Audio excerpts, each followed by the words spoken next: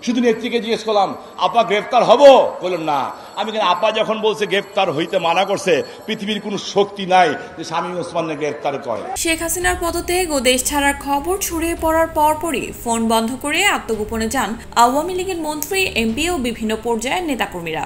বুধবার দুপুরে মৌলভীবাজারের শ্রীমঙ্গল শহরতলির রাধানগর এলাকায় অবস্থিত grand Sultan tea resort and golf নামক 5 তারকা হোটেলে আওয়ামী লীগের সাবেক এমপি শামীম ওসমান আত্মগোপন করেছেন এমন খবর ছড়িয়ে পড়ার পর হোটেলের সামনে শত শত মানুষ ভিড় করেন।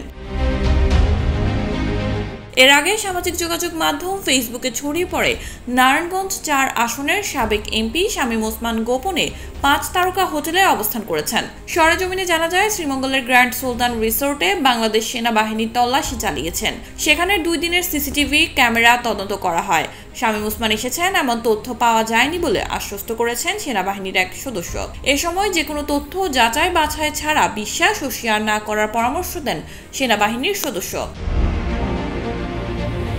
শ্রীমঙ্গল পৌরসভার মেয়র মহসিন মিয়া মধু বলেন, আওয়ামী লীগের লোকজন ইচ্ছা করে গুজব ছড়াচ্ছেন যাতে লোকজন এসে গ্র্যান্ড সুলতান ভাঙচুর করে ও সুযোগ সন্ধানীরা লুটপাট করতে পারে।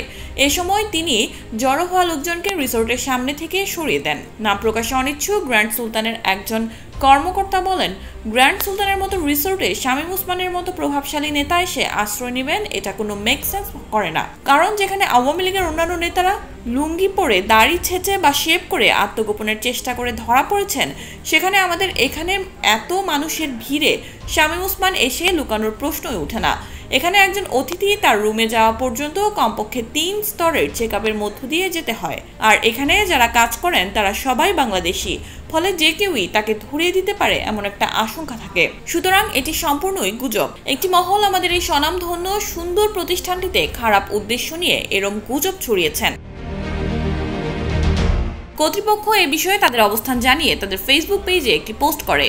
পোস্টটি হলো সর্বসাধারণের অবগতির জন্য জানানো যাচ্ছে যে grand Sultan tea resort and golf সম্পূর্ণ অরাজনৈতিক ব্যক্তি মালিকানাধীন একটি 5 তারকা রিসোর্ট, যা কিনা সুনামের সাথে আমাদের বাংলাদেশের ভাবমূর্তিকে ও পর্যটন খাতকে আন্তর্জাতিক মানে রূপান্তরিত করেছে।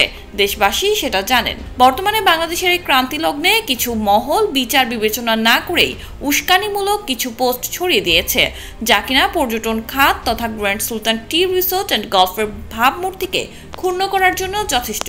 সুতরাং আমরা সংশ্লিষ্ট কর্তৃপক্ষকে আহ্বান জানাবো, আপনারা যেন কোনো কিছু না জেনে না বুঝে সোশ্যাল মিডিয়াতে দেশের পর্যটন শিল্প ক্ষুণ্ণ হয় এমন কোনো পোস্ট দেয়া থেকে বিরত থাকবেন। এ ব্যাপারে পর্যটন শিল্প রক্ষার্থে বর্তমান সরকারের বিশেষ দৃষ্টি দেওয়ার জন্য আহ্বান জানাচ্ছি।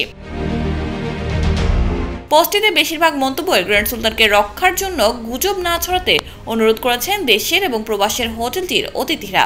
তাদের মন্তব্যগুলো এরকম: নান্দনিক রুচিশীলতার এক মাইলফলক grand Sultan tea resort and golf আমাদের দেশের পর্যটন শিল্পকে বিশ্ব দরবারে পরিচিত করার একটি পোস্টার হিসেবে শ্রীমঙ্গলের পাহাড় ও চা বাগান পরিবেষ্টিত নৈসর্গিক পরিবেশে স্থাপনাটি দাঁড়িয়ে আছে, যেখানে পরিবারের সকল বয়সী সদস্য, বিশেষ করে শিশুদের বিনোদনের নির্মল পরিবেশ বিরাজিত।